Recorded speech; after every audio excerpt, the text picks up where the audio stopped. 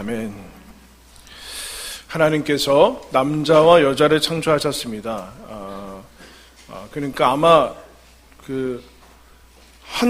한 종류만 창조했으면 남자, 여자 이렇게 아마 구분이 되지 않았을 수 있겠습니다. 근데 여러분, 남자는 여자가 있을 때 이제 남자라고 얘기하고, 여자도 남자 앞에 있을 때 여자라고 얘기를 하게 됩니다. 하나밖에 없으면 아마 그런 것들이 붙여져 있지 않겠죠. 남편은 아내가 있을 때 여러분 남편이라고 하고, 아내는 남편이 있을 때 아내라고 합니다.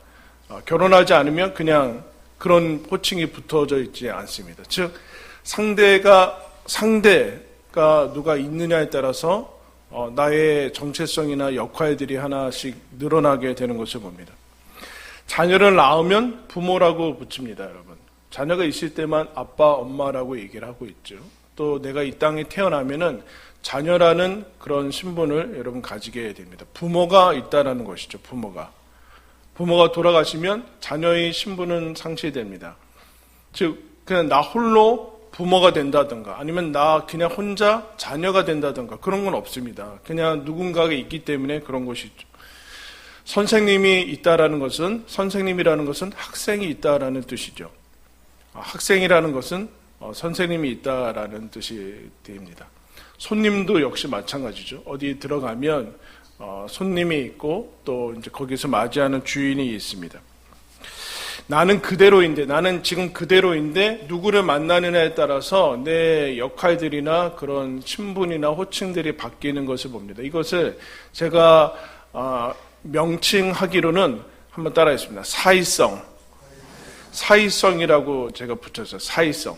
그러니까 사람은 사이성 안에서 살아가고 있어요. 사이성 안에서 여러분 살아가게 되는데, 즉 나는 지금 나 혼자서 존재하지 않는다라는 것이죠.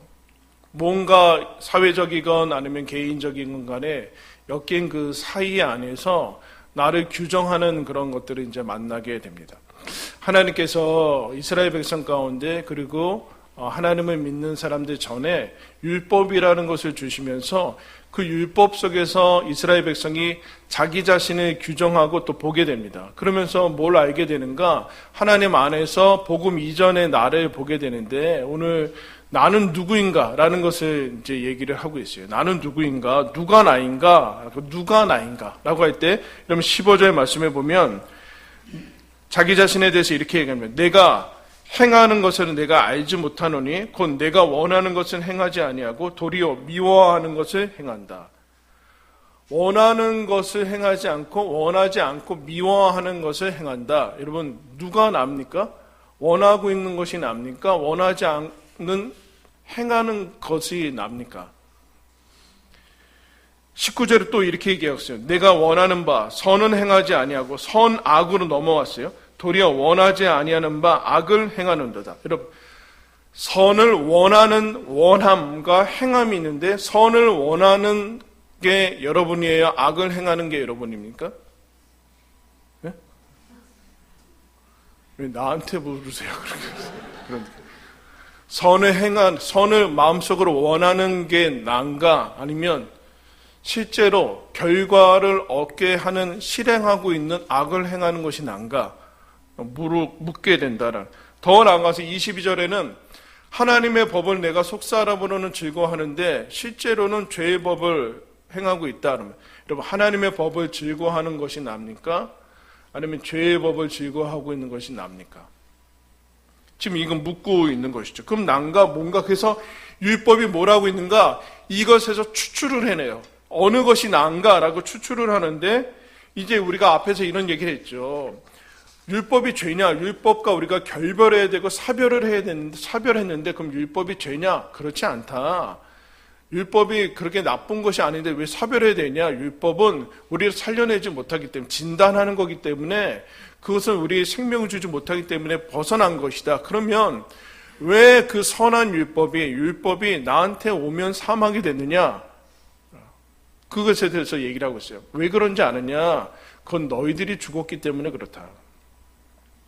율법이 선에서 우리를 와서 살려내는 것이 아니라 율법은 와서 살려내는 역할을 하지 못하는데 왜 선한 율법이 나한테만 오면 사망이라는 열매를 맺게 되는가 할 때 너희들이 죽었기 때문에 그렇다. 그것을 이렇게 표현합니다. 14절에 율법은 신령한 줄 알거니와 나는 육신에 속하여 죄 아래에 팔렸다를.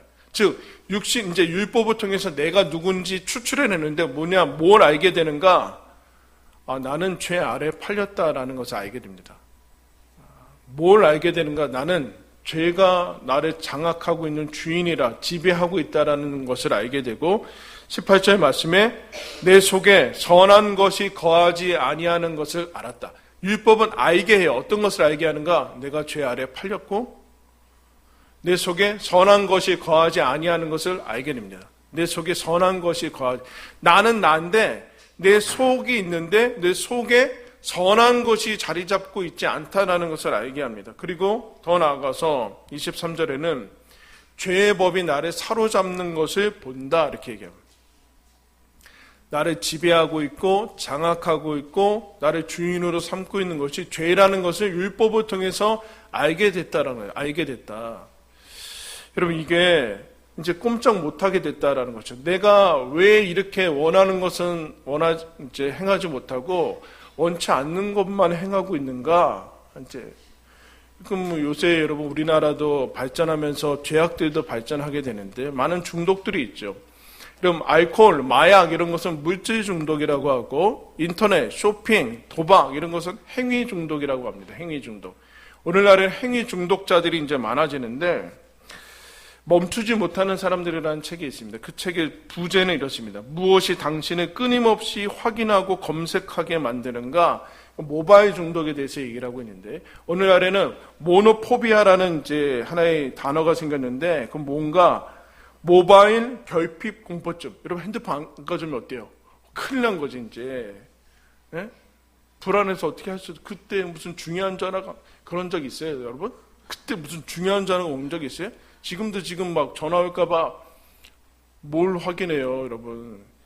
이제 이게 노모포비아 결핍증, 모바일 결핍 공포증이다라는 단어가 하나 나왔는데 그 책에서 이렇게 얘기합니다. 성인의 경우 별로 안 됐습니다. 한 10년 전에 2008년에는 평균 하루 스마트폰을 18분 정도 사용했는데 7년 지나고 2015년도 통계는 하루에 2시간 48분을 사용한다 이렇게 얘기했어요.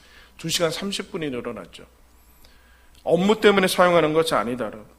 2000년도 마이크로소프트 캐나다에서 조사를 했는데 평균 사람이 집중력이 12초다 이렇게 얘기합니다. 12초. 그런데 2000년도에서 2013년도로 오면은 수치가 8초로 줄어듭니다. 속도, 그 스마트폰에 익숙한 환경에는 여러분 스피드가 생명 아닙니까? 빨리빨리 변해야 되고 쑥쑥 넘어가야지 지루한 것은 못 견디니까 8초로 넘어갔는데 참고로 금붕어가 집중력이 9초라고 해요. 옛날에는요 목사님들이 2시간씩 설교했어요. 그러다가 1시간씩, 그러다가 30분. 이게 이제 집중력의 차이거든요. 그러니까 소설가들도요, 뭐랑 싸우는가? 사람들이 리모컨이 발견되면서 리모컨 바꾸는 속도와 소설과 싸우고 있어요. 근데 소설은 읽는 건데도 그렇게 긴박하게 전개가 돼야 된다. 근데 집중력이 저하를 가져오는데 스마트폰을 많이 볼수록 집중력은 떨어지고 우리는 사실은 이제 앉아서 뭘 제대로 할 수 없는 그런 상태에 이르게 된 거죠.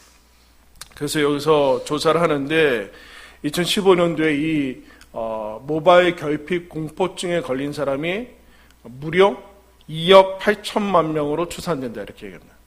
이것은 중국, 인도, 미국 다음에 많은 인구다 이렇게. 그 정도로 많은 사람이 여기 이 행위 중독, 인터넷과 스마트폰 중독에 걸려 있다라는 거죠. 근데 이것의 문제는 이 증상들이 어떤 증상인가? 이런 증상들이 나옵니다. 어떤 행위 중독에 빠지면 이 행위를 멈출지 아니면 계속할지 선택할 수 있는 능력이 상실된다. 그리고 그 행위로 인한 해로운 결과를 체험하면서도 예측을 하지 못한다. 오직 그 행위만 중요하게 되고 다른 활동을 포기한다. 그리고 다른 활동을 하더라도 이제 즐거움을 느끼지 못한다. 일상생활의 역할 수행에 지장을 받는다. 직장생활과 학교생활에 지장을 받게 되고 인간관계가 훼손되고 범죄와 법적인 문제와 위험한 상황에 노출되고 신체적인 상해를 받게 되고 무기력감을 가지게 되고 정서적인 상해를 입을 수 있다. 이렇게 얘기를 합니다.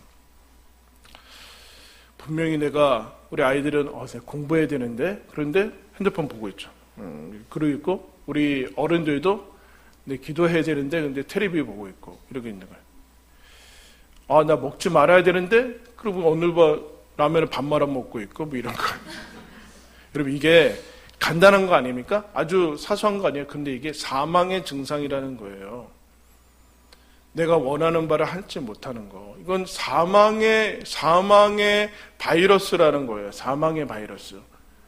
사소한 거일 수 있죠. 그런데 이게 그 사소한 것이 아니라 우리는 그것 때문에 잘 모르는데 이건 내가 원하는 것은 하지 않고 원하지 않는 것만 계속해서 하는 거. 근데 착각은 원함이 나라고 생각하는 거예요. 율법이 그걸 들어댑니다. 그래서 누가 내가 아닌가라는 것을 이제 증거해 나가는데 17절에 이렇게 얘기합니다. 17절 이제는 그것을 행하는 자가 내가 아니요 내 속에 거하는 죄니라. 20절에도 똑같이 나와요.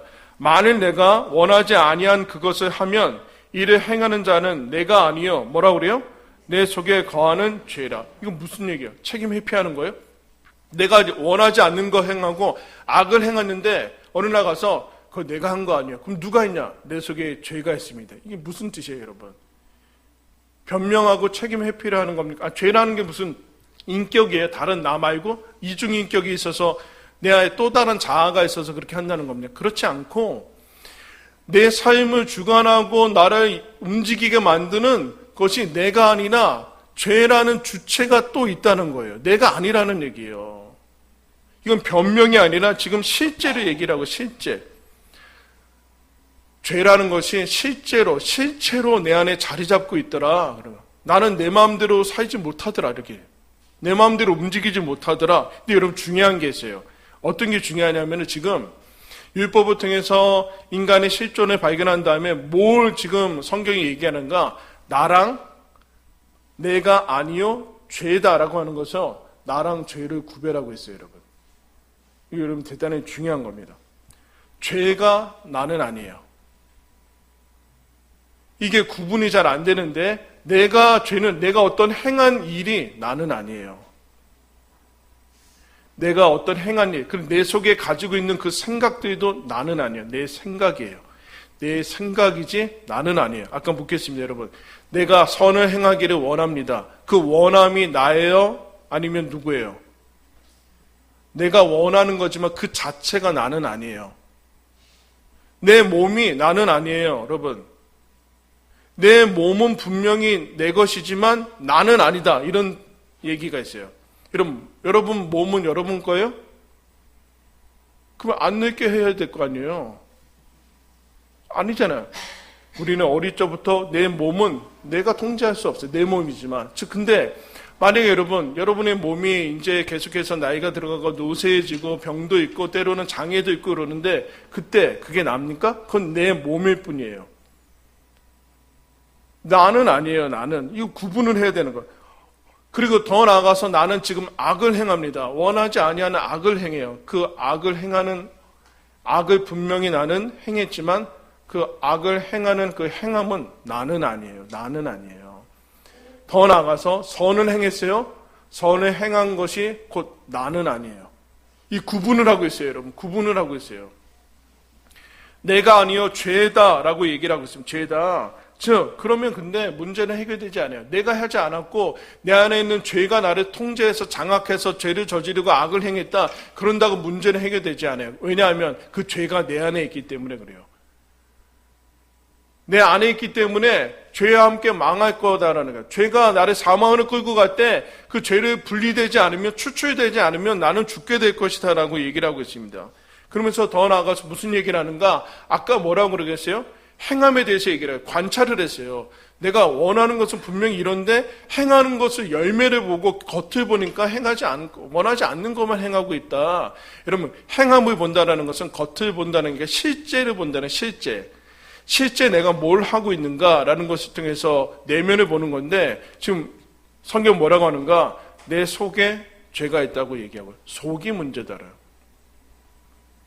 그러면 속을 관찰하면은 뭐가 나오는가? 그렇지 않다. 속에 문제가 있다 하면서 그 속을 관찰한 결과 21절에 드디어 로마서에서 이렇게 얘기합니다. 내가 한 법을 깨달았다. 어떤 법을 깨달았는가? 선을 행하기 원하는 나에게 악이 함께 있고 속사람으로는 하나님의 법을 즐거워하되 내 지체 속에서 다른 한 법이 내 마음의 법과 싸워 내 지체 속에 있는 죄의 법으로 나를 사로잡는 것을 보는다. 여러분, 뭘 깨달아요? 깨달음. 선과 악이 내 안에 같이 있다는 것을 깨닫습니다.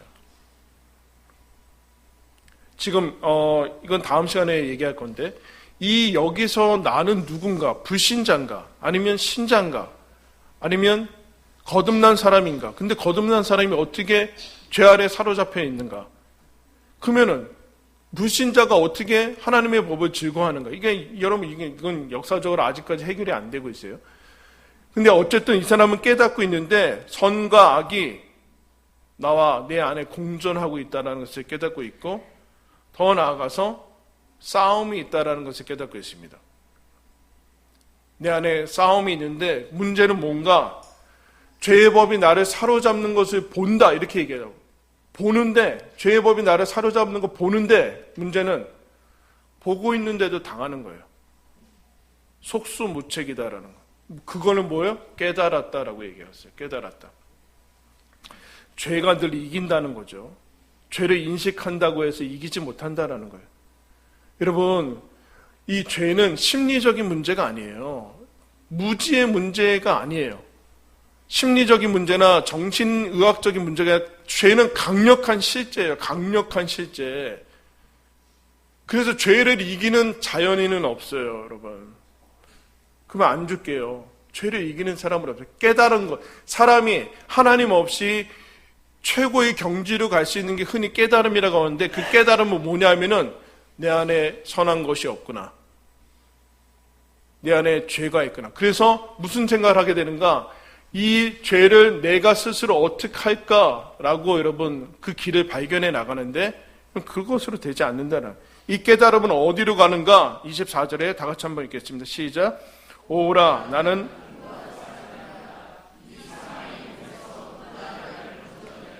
여러분, 이것이 인간이 하나님 없이 깨달을 수 있는 최고의 경지입니다. 아, 나는 사망의 몸 안에 갇혀 있구나. 여러분, 우리가 아무리 깨달아도 여러분 하늘을 날 수 있어요? 어떻게 날아요? 내 안에 우주가 있다라고 스스로 착각해도 여러분 우주가 담깁니까? 우주에 갔다 올 수 있어요? 스스로 깨닫게 되는데 나는 가련하고 딱하고 불쌍한 사람이다라는 것을 여러분 깨닫게 됩니다. 사망의 몸에 갇혀 있다라고 깨닫게 돼요. 내 안에 선한 것이 없고 선한 것이 있어도 그 행할 능력이 없다. 그래서 여러분 최고의 깨달음은 어디로 갔는가? 아무것도 안 하는 거로 갔어요. 무위, 무소유, 무행위 이렇게 갔어요. 이 수레바퀴에서 빠져나와야 된다는 거예요. 그건 뭡니까? 아무것도 아니죠. 착각하는 거죠. 더 비참하게 가는 것이죠. 사망의 증상들 뭐라고 그랬어요? 원하는 것을 행하지 못하는 거. 아주 사소한 거라도 원하는 것을 행하지 못해요. 실제 원한다고 안 돼요. 그게 잘. 사망의 증상은 여러분 누구나 다 이 땅에 태어나면서부터 수명은 카운트 다운 됩니다. 카운트 업 되는 사람은 없어요. 여러분 그 추석 때 맛있는 거 드십시오. 뭐 좋아하십니까, 여러분? 네? 뭐 좋아하세요? 추석 때는 뭐 먹죠? 송편. 송편 먹죠. 송편. 먹으면 살아야 될 거 아니야. 먹기 위해서 살잖아요. 우리는 그러나 밥을 먹을수록 우리 수명은 줄어듭니다. 먹기 위해서, 여러분, 살기 위해서 먹는 겁니까? 정말 우리 밥은 먹을수록 죽는 건데, 수명이 줄어드는 건데, 그 밥이 정말 우리를 살려주는 겁니까? 그런데도 우리는 이것에 대해서 무시하고 있는 거죠. 근데 중요한 거는 성경에 이런 것이 있는 것을 여러분 기억해야 돼요. 성경은 오라 나는 공고한 사람이다라고 탄식하고 비명을 지르고 하는 것이 성경에 기록되어 있는 것을 기억을 해야 돼요. 그러면서 중요한 얘기를 하죠. 여기서 이렇게 얘기해서 내가 어떻게 여기서 벗어날까 이런 얘기를 하지 않아요. 누가 나를 건져낼 것인가. 인간이 스스로 홀로 갈 수 있는 최고의 경지 뭐예요? 누가 나를 건져낼 것인가. 즉 뭐예요? 자력으로는 구원할 수 없다라는 것을 깨닫게 된 거죠. 이게 놀라운 거예요, 여러분. 자력으로 구원할 수 있다라고 우기는 여러분 시도들이 얼마나 많습니까? 그런데 이 사람은 누가 나는 나 스스로를 구원할 수 없다 라면서 자기를 식별을 해내요. 추출할 뿐만 아니라 내가 어떤 증상이 있는지 식별해내면서 절망에 여러분 빠지는 것을 보게 돼요. 절망에 빠집니다. 절망과 비명에 빠집니다. 여러분 그런데 여러분 우리가 착각하지 말아야 되는 것 이런 놀라운 깨달음을 알았다고 해서 깨달음을 얻지 못한 사람과 아무 차이는 없어요. 다 죽어요. 착각하면 안 돼요. 이런 놀라운 깨달음을 가졌다고 해서 깨달음을 갖지 못하고 막 사는 사람하고 아무런 차이도 없어요. 아무런 차이도 없어요. 차이가 나지 않아요. 그런데 이제 왜 이것을 기록하고 있는가 이런 얘기죠. 우리는 흔히 그런 얘기합니다. 나를 알아야지 하나님을 안다라고 하는데 여러분 이것은 그럼 내 겉모습 아까 행위들을 살펴보고 그리고 내 속까지 살펴봤는데도 여러분 거기에서 내 진짜 나를 발견할 수 없다라는 뜻이에요. 오늘 본문은 무려 내 라는 것이 26번이나 나옵니다. 26번. 나는 어떻게 하는, 나는 내 속에 뭐고 이거 이렇게 해봤자 무슨 얘기냐면은 거기에서 나는 나를 찾을 수 없더라. 그 얘기를 하는 거예요. 내 겉모습을 살피고 내 속을 아무리 들여다보고 아무리 성찰해도 나는 거기서 나를 찾을 수 없더라. 사망이라는 결론밖에는 나있지 않더라. 그런 얘기를 여러분 하게 됩니다. 그래서 키에르 케고르라는 사람이 이런 얘기합니다. 죄는 하나님 앞에서 참 자아를 찾기를 거부하는 것이 죄다. 믿음이란 하나님 안에서 투명하게 뿌리내린 참 자아를 수용하는 것이다. 세상의 어떤 풍조에도 휘둘리지 않고 하나님 안에서 투명하게 나를 확립할 때 하나님이 원래 의도하신 본연의 나를 찾는다. 무슨 얘기냐면 하나님 없이 나를 찾아 나갈 때 그것이 죄라는 거예요. 내 행위 속에서 아니면 내 속 안에서 뭐 이 우주에서 뭐 나를 찾아 나간다고 해서 그거 자체가 죄고 거기에서는 진정한 나를 발견해 나갈 수 없다라는 거예요. 팀 켈러라는 신학자가 이렇게 얘기합니다. 죄는 하나님과의 관계에서 자신의 깊은 정체성을 찾기를 거부하는 절망적인 상태다. 오호라 나는 공고한 사람이다. 이게 여기서 나오는 거예요. 하나님 안에서 나를 찾지 않고 내 속 안에서 나를 찾고 아니면 주변에서 나를 찾기 시작할 때 우리는 어디에 이르게 되는가? 절망에 이르게 된다. 절망에 이르게 된다. 어떠한 발레리나가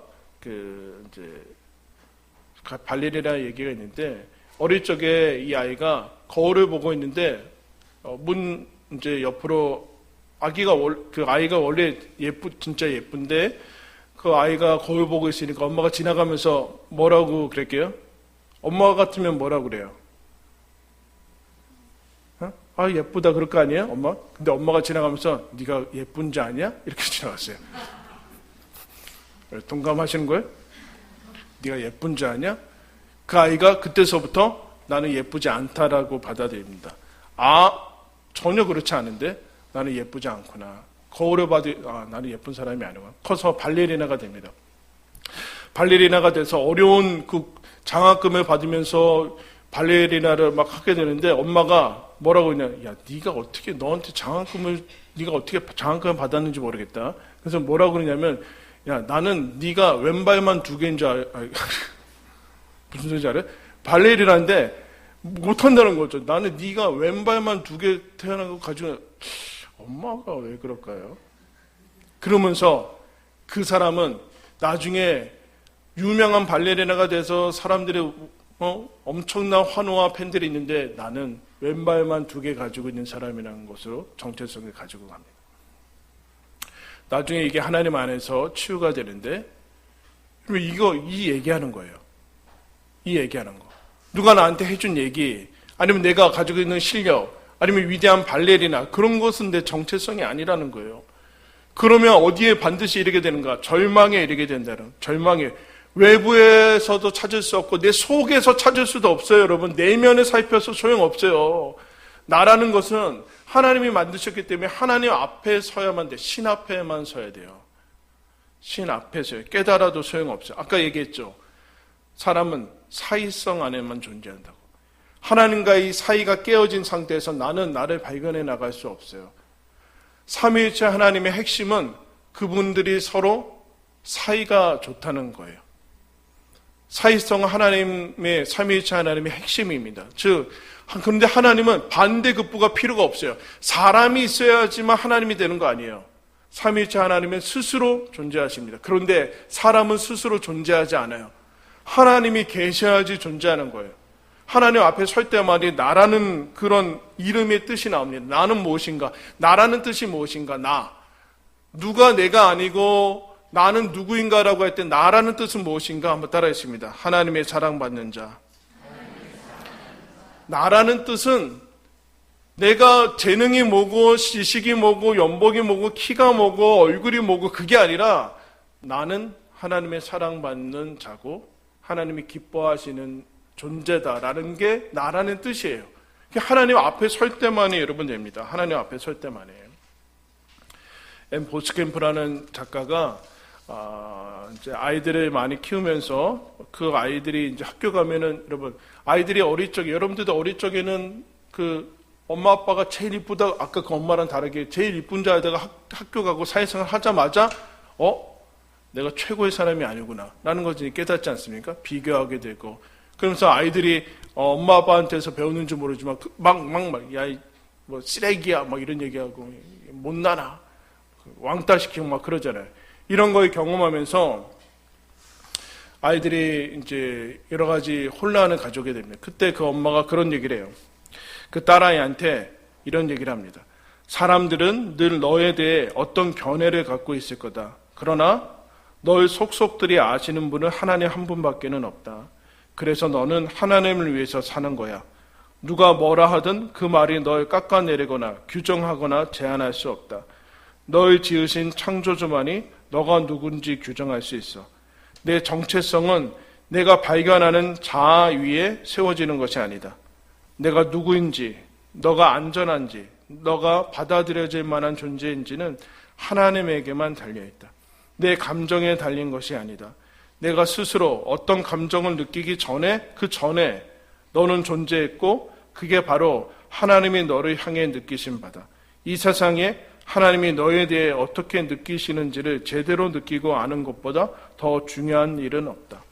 사랑받는 자는 하나님이 우리를 부르신 유일한 이름이자 우리에게 부여한 유일한 정체성이다.